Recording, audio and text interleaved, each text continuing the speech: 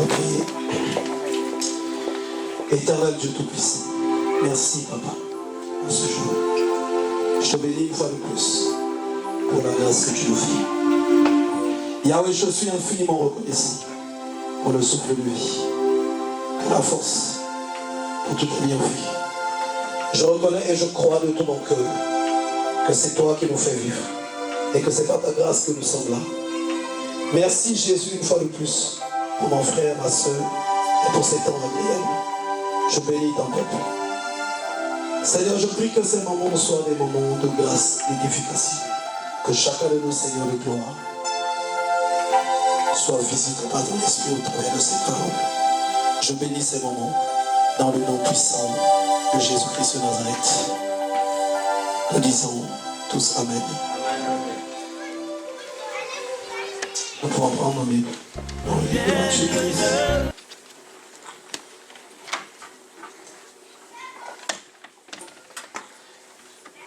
Je dis merci encore à Dieu pour cette exhortation.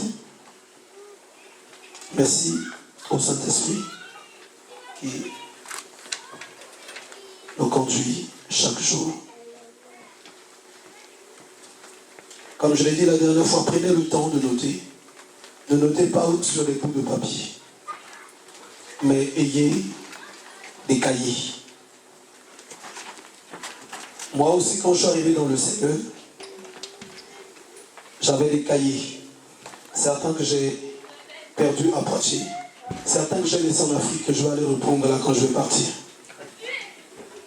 Parce que c'est mon lieu sûr. Je notais. Le jour où on est parti prendre l'ampli basse avec le frère Jared, je me souviens de ce monsieur, ce blanc qui va dire ce que je trouve vraiment alarmant dans les temps où nous sommes, c'est que nos enfants n'écrivent plus. Ils passent leur temps sur les portables, ils passent leur temps à s'envoyer des textos, à aller sur Internet. Il dit, oh, nous ne connaissons pas beaucoup de choses des civilisations passées. Pourquoi? Parce que ces civilisations-là n'ont pas suffisamment écrit. Donc, en dehors des faits bibliques, mais au moins, il y a beaucoup d'autres faits aussi qu'on pouvait connaître. Telle et telle génération a vécu comme ça. Vous allez voir ce que mettent même les historiens. On y retrouve de la confusion. On dit tantôt que parce qu'ils ont retrouvé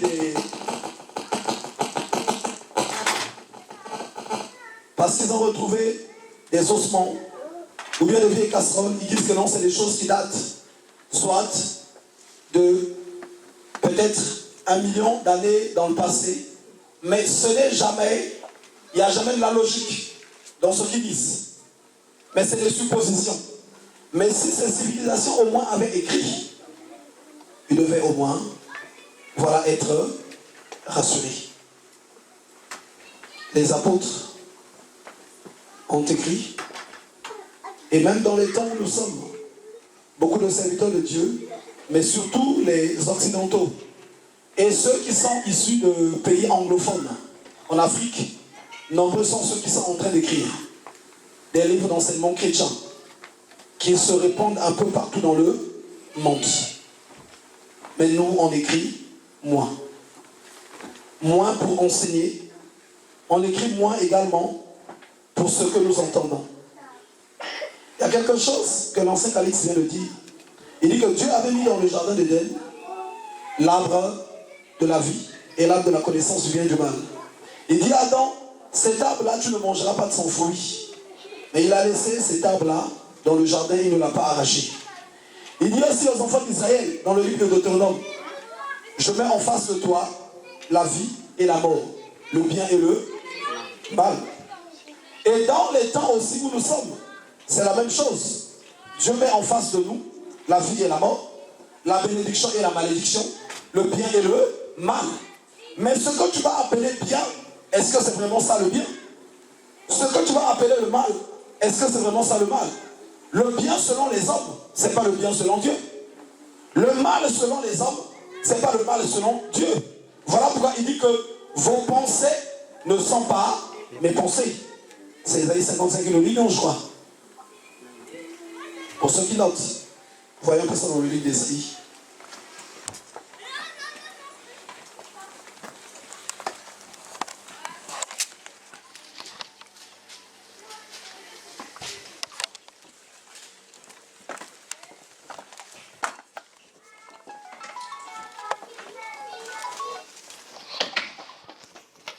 Ésaïe 55 au verset 8. Car mes pensées ne sont pas vos pensées et vos voix ne sont pas mes voix, dit l'Éternel des armées. Dans le livre de Romains, on nous dit que qui a connu la pensée du Seigneur? Or, nous avons l'Esprit de Dieu. Nous devions connaître la pensée du Seigneur. Et encore un autre moyen que nous avons très fort pour connaître la pensée du Seigneur, c'est par les Écritures. La chrétienté, je vous assure, quand on te dit que tu as accepté Jésus et tu es sauvé, alléluia, tu es sauvé, si tu meurs pour toi tout de suite, hein, là c'est bon. Il y a des gens encore qui sont tellement pénibles. Il est en train d'accepter Christ pendant qu'il est en train de mourir. Cette personne-là, elle n'a plus d'autres combats. Mais tu pourrais aussi dire, Seigneur, mais pourquoi ne m'as-tu pas appelé juste avant de mourir? Mais il va dire, c'est pas toi qui décide. Il va dire, c'est moi qui décide. Je t'ai appelé pendant que tu es encore sur cette terre. Et pour toi, ça devient également comme une compétition. C'est-à-dire qu'un temps où tu vas t'éterniser dans l'avenir, où est-ce que tu vas être dans l'éternité. Donc tu es une personne maintenant qui est appelée à entrer dans le discernement, à rechercher qu'est-ce que le mal ou qu'est-ce que le bien. Vous savez, nous on se meurt souvent par notre propre raisonnement. J'entends même des gens qui disent, moi je ne fais pas du mal. Moi je ne fais pas du mal. Surtout, c'est très fort encore en Lugala. Alléluia, d'accord. Tu dis que tu ne fais pas le mal. Mais est-ce que tu prends le temps de te regarder sur les Écritures? Si toi tu ne fais pas le mal. Moi je fais le bien. Est-ce que c'est ça vraiment? Nous voilà. Et pour que tu saches, si tu es dans le bien ou dans le mal, il faut que tu plonges ton regard dans la loi parfaite de Dieu. Quand tu plonges ton regard dans la loi parfaite de Dieu, c'est là où, sans qu'il y ait une personne, sans qu'il y ait quoi que ce soit, toi, en face de ta conscience et de l'esprit de Dieu, tu vas commencer à savoir si tu es dans le bien ou tu es dans le mal. C'est là où le livre de Corinthiens dit, examinez-vous vous-même pour voir si vous êtes dans la foi. Mais en quoi allons-nous nous examiner? Mais si je m'examine juste comme ça, juste seulement comme ça, je m'examine, ça n'a pas de sens. Tu t'examines par rapport à la parole de Dieu. Corinthiens, parce qu'effectivement il y a des gens qui doivent voter. Alors dans le livre de Corinthiens, on dit examinez-vous pour voir si vous êtes dans la foi.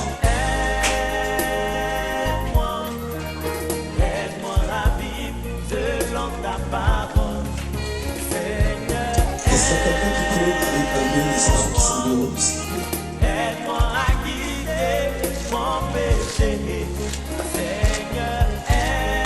Alors, de Corinthiens au chapitre 13, au verset 5,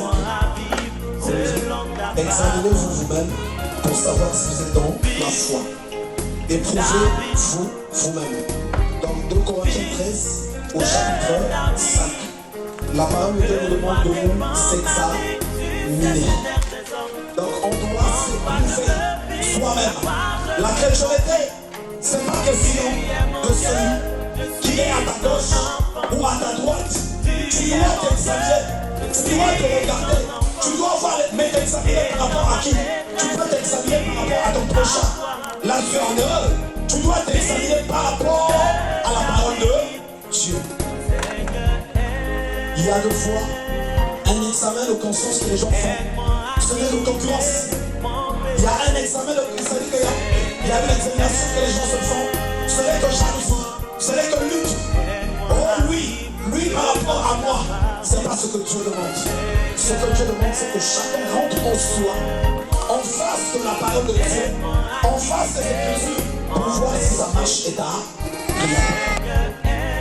Vous savez, pendant qu'il est en train également de parler, j'ai dit merci à Dieu parce qu'il a touché le point sur lequel je devais déjà parler. Quand il dit qu'on doit savoir pourquoi on vient à l'église. Aujourd'hui, c'est un point qui est très capital pour un enfant de Dieu. Il y a des gens qui viennent à l'église parce qu'ils viennent modérer. Il y a des gens qui viennent à l'église parce qu'ils viennent prêcher. Il y a des gens qui viennent à l'église parce qu'ils viennent chanter. Il y a des gens qui viennent à l'église parce qu'ils viennent jouer aux instruments. Il y a des gens qui viennent à l'église parce que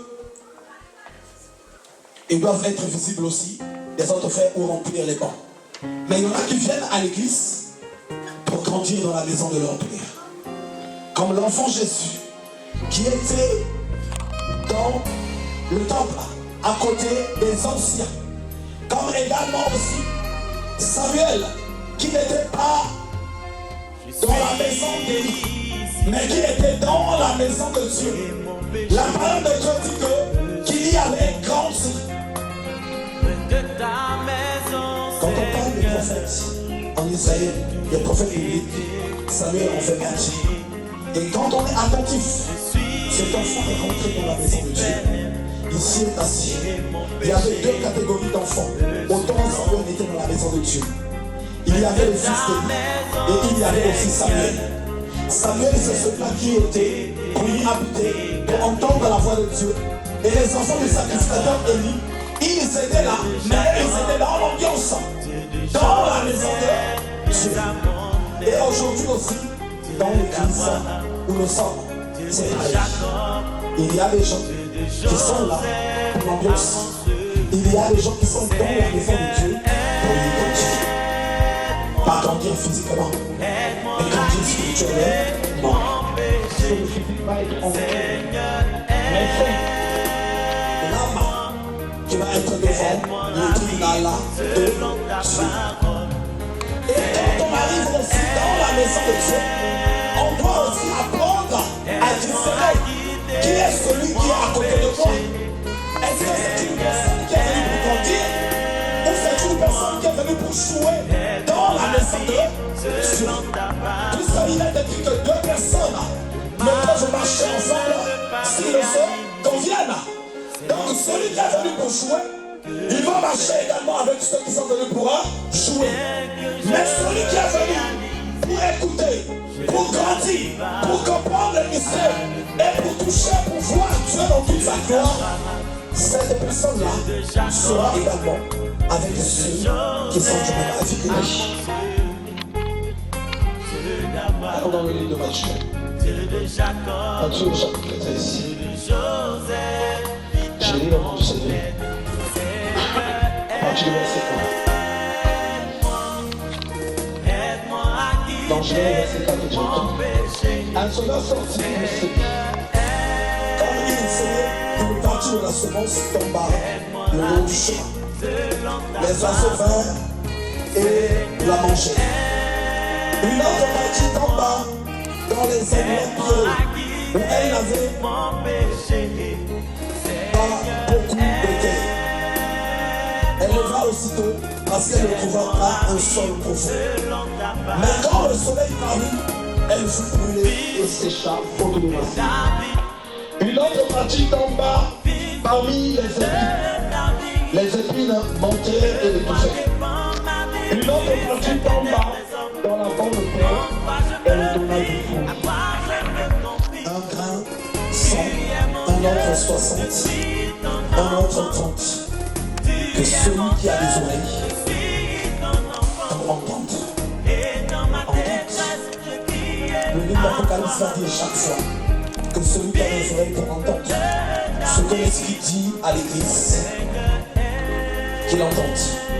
Ici, Christ dit également pareil, que celui qui a des oreilles pour entendre, qu'il entende.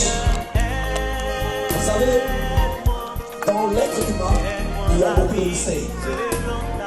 Il y a les oreilles physiques Mais il y a aussi les oreilles spirituelles. Il y a des gens qui sont sourds de naissance. Est-ce que ces personnes-là ne peuvent pas entendre la voix de Dieu? C'est parce que la voix de Dieu, ce n'est pas les oreilles là, physiques qui sont importantes. C'est les oreilles qui sont dans le cœur. Pour preuve, moi j'ai rencontré des gens, des gitans, qui ne savent ni lire, ni écrire, mais qui n'ont été que dans des églises où on prêche en français. Mais cependant, qui te disent qu'ils sont venus dans l'église, pas parce qu'on leur a évangélisé, mais parce que quelque part, ils voyaient au fond de lui que Dieu était en train de leur parler. Il y a des gens à qui on peut parler, qui entendent bien, qui ne sont pas sourds. Mais ces personnes-là, on les parle, on a comme l'impression que leurs oreilles sont bouchées. Mais pourtant, si on parle physiquement, ils entendent bien ce qu'on leur dit. Mais quand ils entendent, cependant, leur entendement spirituel est bouché. Leur entendement spirituel, celui dont on parle dans le livre d'Osée. Osée 2 au verset 16 à 17. Dieu dit que je vais t'attirer vers le désert afin que je parle à ton cœur. Il ne dit pas afin que je parle à tes oreilles, mais il dit afin que je parle à ton cœur. Il y a des gens à qui on a parlé à leurs oreilles, mais leur cœur n'en rien entendu. Et voilà, Jésus dit par rapport à cette parole, que celui qui a les oreilles entende. Que celui qui a les oreilles entende. Je suis au verset 10. Les disciples s'approchèrent et lui dirent, pourquoi leur parles-tu en parabole? Jésus leur répondit, parce qu'il vous a été donné de connaître les mystères du royaume des cieux, et que cela ne leur a pas été donné, car on donnera à celui qui a, et il sera dans l'abondance. Mais à celui qui n'a pas, on ôtera même ce qu'il a. C'est pourquoi je leur parle en parabole, parce qu'en voyant, ils ne voient point, et qu'en entendant, ils n'entendent ni ne comprennent. Et pour eux s'accomplit cette prophétie d'Ésaïe. Vous entendrez de vos oreilles et vous ne comprendrez point. Vous regarderez de vos yeux et vous ne verrez point. Car le cœur de ce peuple est devenu insensible.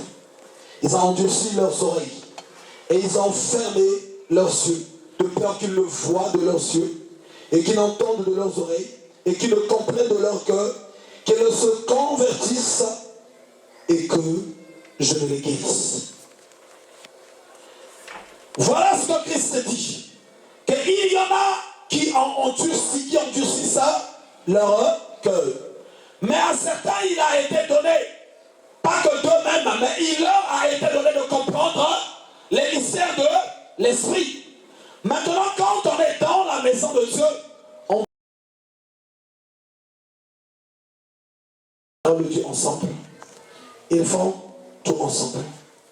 Jésus n'a pas dit que pendant que la parole était prêchée, il y avait d'un côté ceux, pendant que le semeur jetait, il y en avait soit ceux qui étaient d'un côté, voilà ceux-là, ils ne pouvaient pas bien comprendre. Il y en avait non, mais c'est l'église en général. Et quand il va aller au développement de cette parabole, à partir du verset 18, vous donc écoutez ce que signifie la parabole du semeur. Lorsqu'un homme écoute la parole du royaume et ne la comprend pas, le malheur vient et enlève ce qui a été semé dans son cœur. Cet homme est celui qui a reçu la semence le long du chemin. Celui qui a reçu la semence dans les endroits pierreux, c'est celui qui entend la parole et la reçoit avec joie. Mais il n'a pas de racine en lui-même, il est croit pour un temps, et dès que survient une tribulation ou une persécution à cause de la parole, il y trouve une occasion de chute. Celui qui a reçu la semence parmi les épines, c'est celui qui entend la parole, mais en qui les soucis du siècle et la séduction des richesses étouffent cette parole et la rendent infructueuse. Celui qui a reçu la semence dans la bonne terre, c'est celui qui entend la parole et la comprend. Il porte du fruit, et un grain en donne 100, un autre 60, un autre 30. Dans toutes ces catégories de personnes, il n'y a aucune personne, on dit que tel et tel n'a pas entendu. Mais on dit que tous, ils entendent. Tous, il y en a qui entendent pour un petit bout de temps. N'ayons pas de racines. Pourquoi ils entendent pour un petit bout de temps? Ça veut dire qu'ils n'ont pas une bonne taille. Si on est bien attentif, ça veut dire qu'il y a autre chose. Il y a beaucoup de mauvaises dispositions. Il y en a qui, pendant qu'ils entendent la parole, les soucis de ce monde, les richesses, beaucoup de choses les empêchent de tenir bas. Mais il y en a qui, quand ils entendent et voilà, ça porte du fruit. Quelque part dans ce passage, au verset 11, voilà ce que Jésus a dit. Jésus leur répondit, parce qu'il vous a été donné de connaître les mystères du royaume des cieux et que cela ne leur a pas été donné. Et quand vous allez partir, ceux qui ont le temps, vous partez dans le livre de Marc 4, 1 à 20, Luc 8, 4 à 15. Il y a certaines personnes, pas selon moi, il y a des choses des fois que je dis qui sont choquantes, mais même des fois, on débat avec des hommes de Dieu, ils finissent par dire, oui, tu avais raison. Luc au chapitre 8, verset 4 à 15. À certaines personnes, il ne leur est pas donné de comprendre les mystères du royaume. Je vais vous dire, il y a certaines personnes qui peuvent arriver dans l'église. Cette personne est dans soit de la magie, dans l'occultisme, dans la sorcellerie ou dans les mauvaises voies. Mais pendant que la personne est dans l'église, qu'est-ce que Dieu attend de cette personne? C'est d'abord la repentance. Cette personne refuse la repentance. Est-ce qu'il aura accès au mystère du royaume? Non. Cette personne ne pourra jamais comprendre. Cette personne ne pourra jamais rentrer dans la gloire de Dieu. Mais cependant, à certains, Dieu fait grâce de comprendre. Voilà pourquoi même dans le livre de Jean, on va nous dire, l'onction que vous avez reçue vous enseigne déjà. Donc quand on rentre dans la gloire de Dieu, deux fois il n'est même pas question quand on enseigne. Mais pendant que tu es en train de marcher, l'Esprit de Dieu est en train de t'enseigner. L'onction qui est descendue en toi, pendant que tu es dans l'église, le pasteur ou qui que ce soit n'a pas encore parlé, tu sens que l'Esprit te parle. L'Esprit te parle. Donc ce qui se rajoute dans les prédications, ça ne devient même qu'un complément. Parce que l'onction de Dieu est là pour te convaincre en ce qui est du péché. L'onction de Dieu est là pour te guider, pour t'orienter dans le droit chemin. Mais à certaines personnes, ils peuvent rester 5 ans, 10 ans, 15 ans, 20 ans, 30 ans dans l'église, ils ne comprendront jamais les mystères. Pourquoi? Parce que ces personnes-là ne se sont pas repenties sincèrement. Et ces personnes, au milieu des enfants de Dieu, vous croyez qu'ils vont produire quoi? Ils vont produire quelque chose de bon. Ils vont produire du trouble. Soyez très attentifs.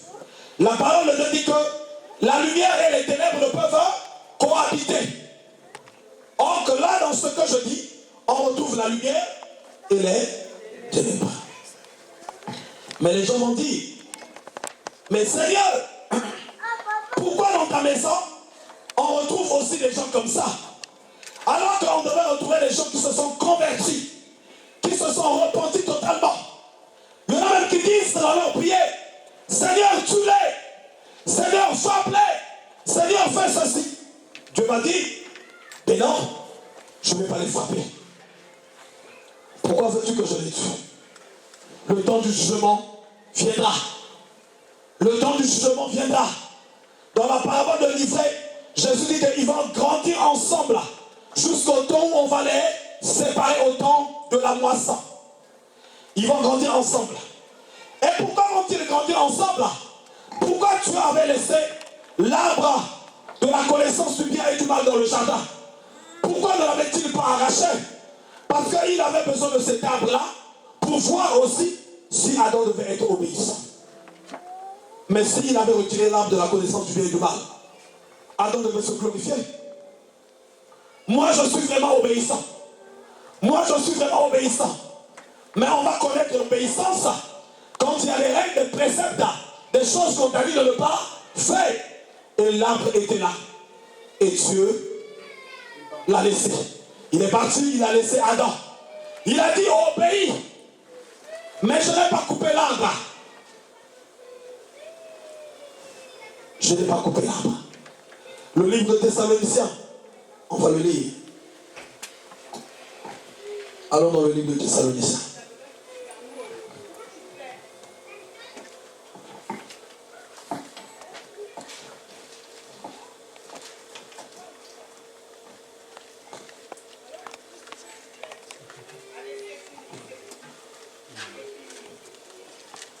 Deuxième épître de Thessaloniciens, au chapitre 2. Je demande, Seigneur, pour ce qui concerne l'avènement de notre Seigneur Jésus-Christ et notre union avec lui, nous vous prions, frères, de ne pas vous laisser facilement ébranler dans votre bon sens et de ne pas vous laisser troubler, soit par quelques inspirations, soit par une parole ou par une lettre qui semblerait venir de nous, comme si le jour du Seigneur était déjà là. Que personne ne vous séduise d'aucune manière, car il faut que l'apostasie soit arrivée auparavant et qu'on ait vu paraître l'homme impie, le fils de la perdition, l'adversaire. Le bien-aimé a parlé de l'adversaire ici. Quand on veut s'approcher de la gloire, il y a l'adversité. Et cette adversité-là, elle n'est pas seulement dehors, elle est même dans la maison de Dieu. Elle est même dans la maison de Dieu. D'où dans certains endroits même, vous savez, il y a de fois certains mêmes enseignements que les gens ont enseignés qui paraissent choquants. Mais quand de fois tu prêtes l'oreille, tu es attentif aux Écritures, tu te dis que non, c'est pas du mensonge. Dans certains endroits, on a même enseigné que faites attention. Quand tu avais des combats dehors, quand tu viens dans la maison de Dieu, ne t'inquiète pas. Même dans la maison de Dieu, l'ennemi sera là. À côté là. Pour te poursuivre. Pour chercher à continuer de faire son travail. Et là, c'est ce qu'on va lire. Il y en a qui vont dire, mais comment est-ce qu'il peut dire des choses comme ça? Pour ceux qui se blessent facilement, ils vont dire, mais ça, c'est pas l'amour. Donc, même dans la maison de Dieu, ça nous demande aussi de la vigilance. Même dans la maison de Dieu, ton frère ou ta soeur qui est là peut t'égarer. Peut te sortir de la présence de Dieu. Tu te retrouves dans la perdition. Mais c'est toi qui dois être vigilant. C'est toi qui dois être attentif. C'est toi qui dois savoir qu'est-ce que tu es venu faire dans la maison de Dieu. Je continue. Car il faut que l'apostasie soit arrivée auparavant et qu'on ait vu paraître l'homme impie, le fils de la perdition, l'adversaire qui se lève au-dessus de tout ce qu'on appelle Dieu ou de ce qu'on adore. Il va jusqu'à s'asseoir dans le temple de Dieu, se proclamant lui-même Dieu. Est-ce que vous ne voyez même pas que dans l'église aujourd'hui, il y a l'adversaire qui est là? Je parle de l'église, le corps de Christ, en général. Là où dès qu'on a prêché la parole, suivant la vérité, vous voyez comment est-ce que les gens commencent à murmurer, à vociférer. Cette parole-là, je la rejette. Cette parole-là, je ne l'accepte pas. Cette parole-là. Parce que l'adversaire prend place dans l'église. Et c'est l'une des visions que le Seigneur a eu à me montrer. Ça fait, je crois peut-être il y a 3 ou 4 jours. Je l'ai parlé au frère Francis, je crois à la sœur Charlotte, à la sœur Haute. Le Seigneur me dit que la majorité des églises, il ne me parle pas des autres endroits, mais de la France, ces églises-là sont, c'est-à-dire que Satan les gère. Il a pris le contrôle. Il a pris le contrôle. Pourquoi? Parce que les gens n'ont pas pris la résolution de s'opposer à toute doctrine satanique. Mais au contraire, on laisse entrer les mauvaises choses. Ceux qui dirigent, ceux qui conduisent, favorisent que ces choses-là entrent dans l'église. Et Satan met la main. Qu'est-ce qu'il fait? Quand il a mis la main sur l'église, mais s'il tue tout de suite tout le monde, Les gens vont être réveillés. Personne ne viendra, mais lui, il a envie de conduire beaucoup de monde dans la perdition. Il va être là. Il va encore attirer de plus en plus des gens vers lui. Pour ceux qui ont déjà même entendu les témoignages, le frère que j'ai reçu ici, qui est un grand maître de la franc-maçon, que certaines personnes ont vu ici, qui faisait des confessions.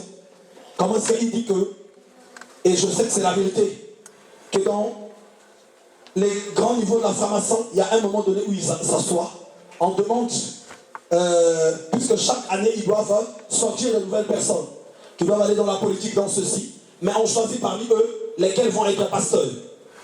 Ceux qu'on a désignés, quand on les met, on leur remet aussi des moyens. Et il y a des gens qui viennent tout de suite appuyer ces ministères-là, qui sont mandatés aussi par le monde des ténèbres, pour montrer qu'il y a une foule, pour montrer que les choses avancent, et les gens commencent à venir. Pourquoi l'ennemi ne les tue pas tout de suite? Parce que le problème, ce n'est pas de les tuer. Le problème, c'est de les marquer de la marque de la bête. Les marquer par la marque de la bête. C'est ce qui est le plus important, les conduire tous vers la perdition. Et là aussi, ce que nous voyons, on nous dit, il va jusqu'à s'asseoir dans le temple de Dieu, se proclamant lui-même Dieu. Donc l'adversité que le bien-aimé a parlé. Chaque fois que l'Église cherche à atteindre un point fort, un point bénéfique, pas seulement l'Église, même les enfants de Dieu, on remarque tout de suite qu'il y a une grande adversité. Mais l'adversité ne sort pas de l'extérieur. C'est même dans la maison de Dieu que l'adversité se crée. Pourquoi l'adversité se crée tout de suite là? Parce que la parole de Dieu le dit. Que l'adversaire vient pour s'asseoir jusque même dans la maison de Dieu.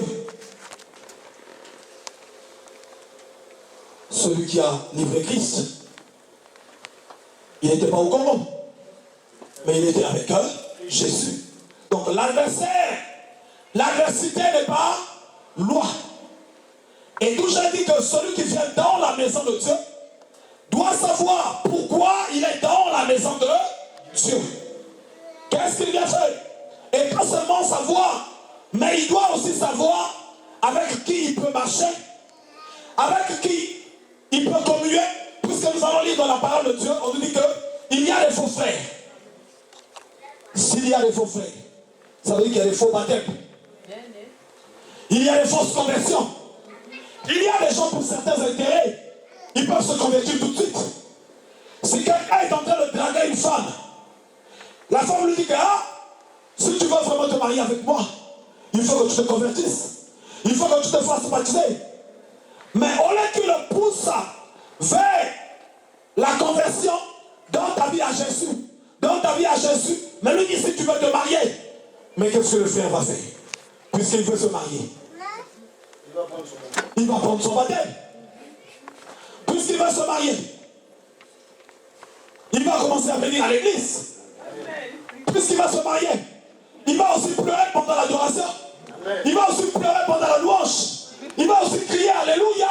Amen. Il va aussi crier Alléluia. Amen. Là pour montrer à la femme qu'il s'est vraiment converti. Mais ce n'était pas une conversion. C'était un cop. Un calcul. Et le livre de Galates. Excusez-moi pour ceux qui sont en train de noter. Allons dans le livre de Galates.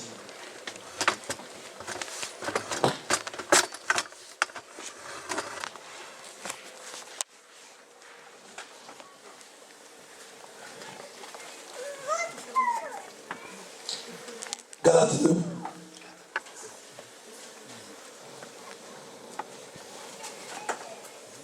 À partir du verset 4. Et cela à cause des faux frères qui s'étaient secrètement introduits et glissés parmi nous. Vous voyez ce que dit la parole de Dieu? Pour épier la liberté que nous avons en Jésus-Christ avec l'intention de nous asservir.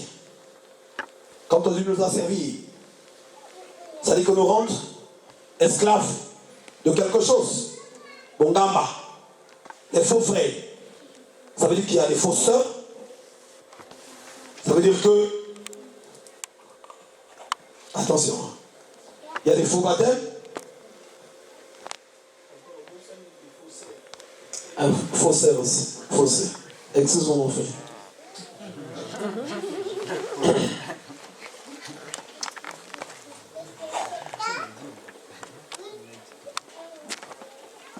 Il y a quelqu'un qui avait donné sa vie à Christ.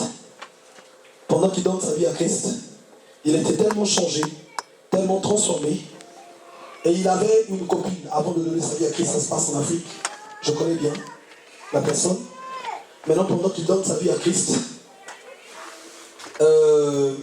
cette conversion déclenchait tout de suite une séparation avec la copine avec laquelle ils avaient un enfant. Parce qu'il avait tellement changé qu'il voulait vraiment mettre sa vie en règle. Mais cette soeur-là, après, a confessé. Elle a dit que, moi j'ai vu, Namoni et Nakomi perdre mon mari. J'ai commencé à perdre. J'étais obligé. Pas une histoire. Je connais. J'ai parlé avec ces personnes-là. J'étais obligé, moi aussi, d'aller. Mais elle n'était pas, elle m'a bien dit, elle n'était pas convertie. Parce qu'elle voyait qu'elle était en train de perdre l'homme. Et l'homme aussi est tombé dans le piège. Ah, maman, tu t'es converti. Alléluia. Mais c'est seulement après que ça s'est su.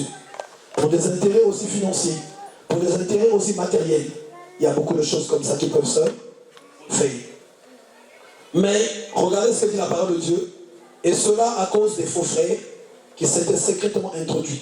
Si on dit faux frères, ça veut dire qu'ils étaient dans l'église. Ils étaient, ça c'est pas moi qui parle, mais c'est la parole de Dieu. Donc pour épier, on dit même pour épier, donc pour espionner. Donc les faux frères étaient là, pas pour la prière. Pas pour la prière, mais pour autre chose. Donc ceux qui étaient dans l'église, c'est eux qui devaient avoir le discernement. Comment est-ce que l'apôtre Paul l'a su? C'est parce qu'il avait le discernement. Il avait le discernement qui est vrai et qui ne l'est pas. Je reviens encore dans le livre de Thessaloniciens, on n'a pas fini sur ça.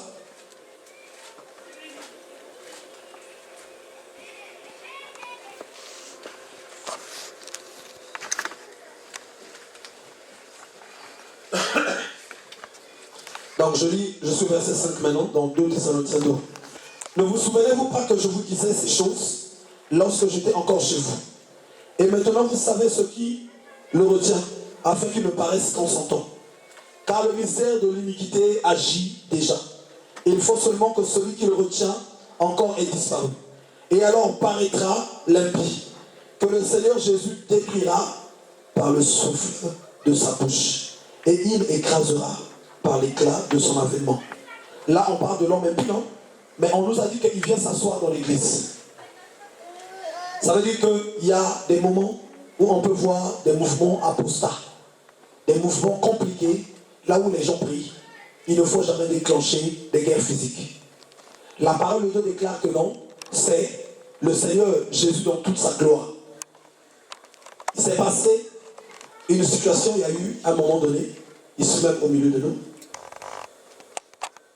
C'est les situations auxquelles on parle. Je tais bien sûr les noms, ne vous inquiétez pas. Pendant qu'on avait, je crois, un programme de 40 jours ici, il y a un mouvement que je sentais. Ça bougeait, ça bougeait, ça bougeait, ça murmurait, ça murmurait. Des pressions montées, des pressions montées, des pressions montées. À un moment donné, j'ai dit non, Seigneur, c'en est assez. Il y a quelque chose qui se passe. Est-ce un esprit méchant? Puisque la parole nous parle des démons, c'est autre chose. Les esprits méchants, c'est autre chose. Les esprits de sorcellerie aussi, c'est autre chose. Est-ce un esprit méchant? Est-ce un esprit de sorcellerie? Est-ce un démon? Qu'est-ce qui se passe? Qu'est-ce qui est en train de travailler dans l'église? Il y a un moment donné, on avait même essayé de chercher à arranger ça physiquement. Mais l'esprit me dit non. J'étais tellement pas une colère de rage, une colère, j'avais une colère contre le monde des ténèbres. Je disais, Seigneur, je dois arrêter ce mouvement-là. Je suis rentré dans la prière. Je suis rentré dans la prière. Premier jour, deuxième jour, troisième jour. Et pendant que je dis, Seigneur, il faut que cet esprit-là qu'on le bloque. Il faut que cet esprit-là qu'on le bloque. Il faut qu'on arrête cet esprit qui est en train de faire ce travail. Mais le travail se faisait dans l'église. Et ce travail-là, je voyais qu'il entraînait même d'autres chrétiens, d'autres personnes. Ceux qui n'avaient pas le discernement. Et puis voilà, un matin j'étais ici. Je crois qu'il fallait acheter les trucs de ménage de l'église. On est parti avec la sœur Haute. On est revenu. Donc il y a une personne qui était à la tête de ce mouvement. Cette personne-là également a appelé une autre personne de l'église. Donc pour commencer à parler, pour commencer à envoûter, la personne parlait.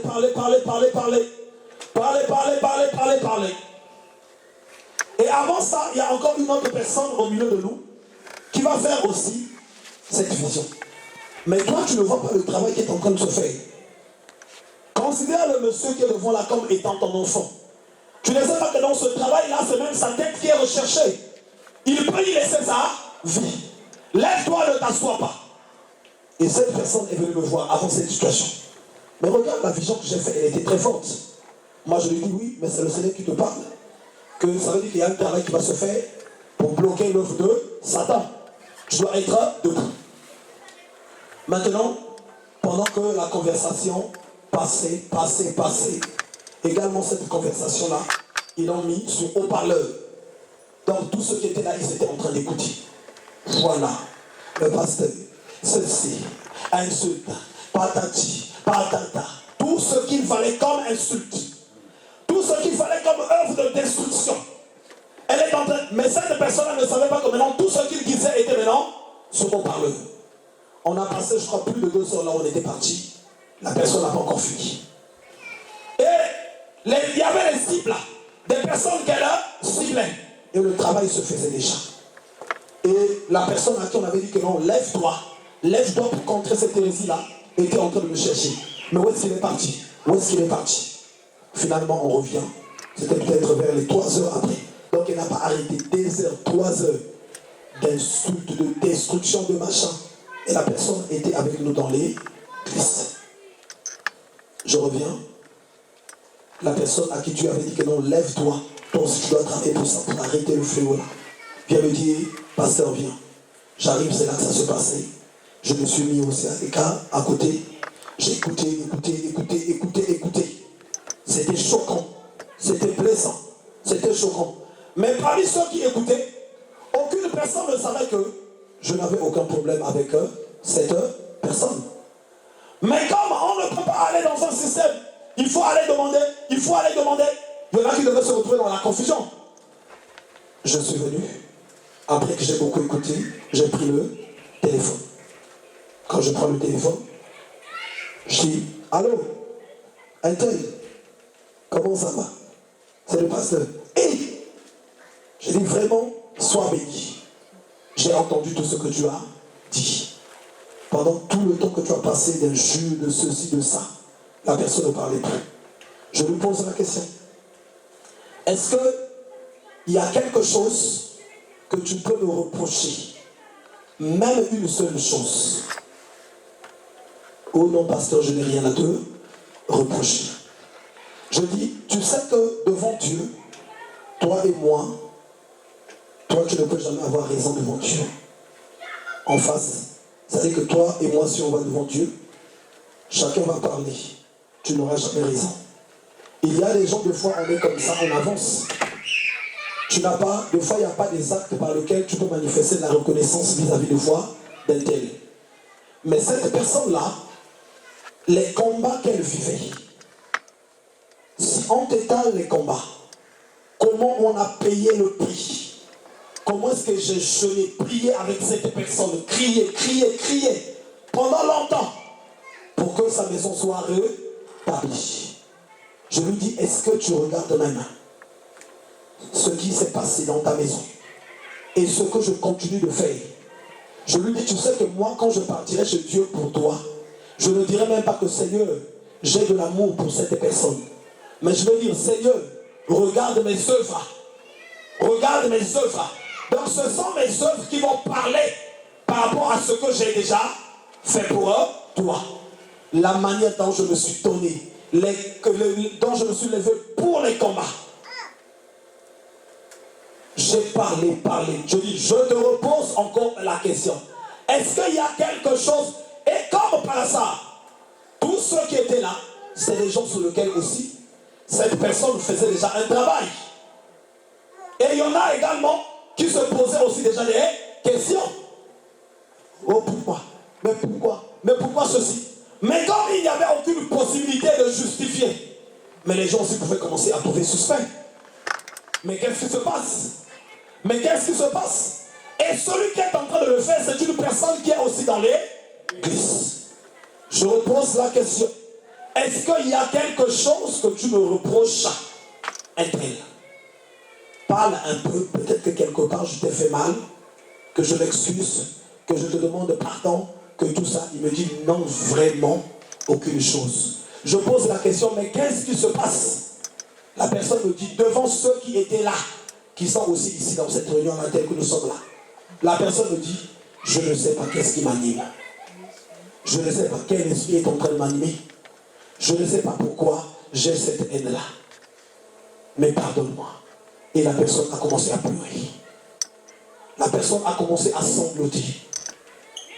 J'ai aussi compatis. Je lui ai dit, ne pleure pas. Ne pleure pas. Et je suis sûr que ce qui l'a beaucoup surpris, c'est peut-être que elle s'attendait à se voir quelqu'un. J'arrive là-bas, on va se battre, tout ça. Non. Et Dieu merci, il y avait des gens tout autour. Et même à partir de cet acte-là, j'ai vu les gens se repentir. Des gens dire, oh, vraiment que Dieu me pardonne. J'ai failli rentrer dans cet engrenage. Vraiment que Dieu me pardonne. J'ai failli rentrer dans ce mouvement. Heureusement que moi-même j'étais témoin là. Heureusement que j'étais témoin. Je prends cet exemple pour montrer que dans la maison de Dieu, il peut se passer beaucoup de choses. Satan est très jaloux quand une personne a reçu un appel. Satan est très jaloux quand une personne a une promesse. Et Satan est très furieux de te voir dans la présence de Dieu. Satan est très furieux de te voir en train de marcher dans la maison de Dieu. Et sans seul souci, sans seul sa vision, c'est d'infiltrer aussi des faux frères, des fausses sœurs dans la maison de Dieu pour ramener au dehors ceux qui étaient rentrés dans la présence de Dieu. Je vous prends souvent le témoignage de ce frère que j'ai connu dans mon quartier, qui a été le premier que j'ai vu une personne changer entre le servir à